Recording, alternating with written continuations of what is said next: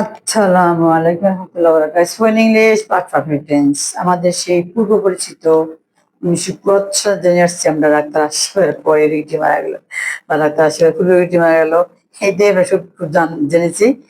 তো আজকে আমি সে পরিচিত সেন্টেন্সটা দিলাম। তো আমরা জানি যে পাস্ট পারফেক্ট টেন্সে দুইটা কার্য সম্পাদন হয়, একটা অপেক্ষাকৃত পূর্বে, একটা পরে। তো যেটা কিছুক্ষণ আগে যেটা মানে আগে যে বাক্যটা ইয়ে হবে সেটা হবে পাস্ট পারফেক্ট টেন্স, আর যেটা পরে হবে সেটা হবে পাস্ট ইনডেফিনিট টেন্স। তো আমরা জানি যে বিফোরের মানে এক্সট্রা সাথে জানি কি বিফোরের পূর্বে আর আফটারের পরে সাধারণত আমরা পাস্ট পারফেক্ট টেন্সটাই ব্যবহার করি, মানে আমরা করি না, জাস্ট ব্যবহার হয়। তো এখানে আছে ডাক্তার আসবার পরে রোগীটি মারা গেল, তাহলে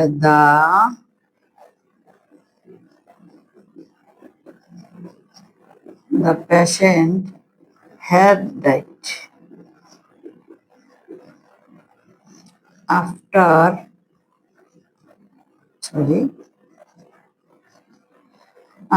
the doctor came. ডাক্তার আসলে পরে রোগীটি মারা গেল, তাহলে আমরা পরেই পাস্ট পারফেক্ট টেন্সে ব্যবহার করলাম। The patient had died after the doctor came. ভালো থাকো, আল্লাহ হাফিজ। আর বিপরে পূর্বে পর্বে মনে থাকবে, মানে এই রুলসটা মনে রাখলে হবে এই সেন্টেন্সের জন্য। আল্লাহ হাফিজ।